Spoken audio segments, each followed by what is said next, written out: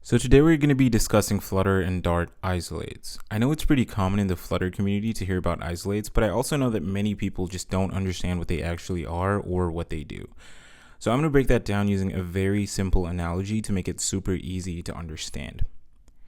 Think of isolates as independent kitchens, right? In a regular single kitchen, you have one chef. Which represents your thread, and he's doing everything. He's chopping up the onions, he's cooking the food, he's serving the customers, everything like that. So what happens if the chef is waiting for something to cook in the oven? Well, that means all the other processes in the kitchen just come to a complete halt. They stop because the chef can only do one thing at a time, right? And this is exactly what happens in single-threaded applications. You have one thread handling multiple tasks, and as soon as you hit an async operation or heavy computation, it's going to block the entire app and your performance becomes janky. This is where Dart isolates come in to save the day. Think of isolates as multiple independent kitchens working inside your Flutter app. Each isolate has its own chef, which is the thread, its own ingredients and cooking tools, which is the memory, and its own recipes, which is the code.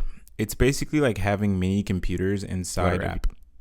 All these kitchens run completely independent of each other. So when one kitchen is working on a complex recipe, like processing a large image, the other kitchen can be focusing on something totally different, like handling user interactions or making API calls. What's great about this is they don't have to wait for each other to finish before they can start working. Now think about real Flutter apps.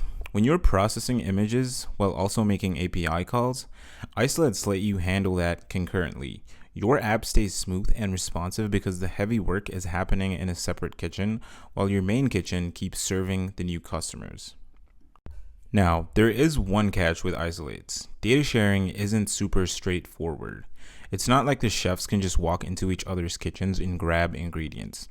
If one kitchen needs materials from another kitchen, they have to package everything up and send it through a message, kind of like passing notes between kitchens.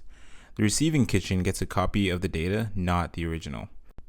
This message passing system adds a bit of complexity, but it's also what keeps the kitchens truly independent and crash safe.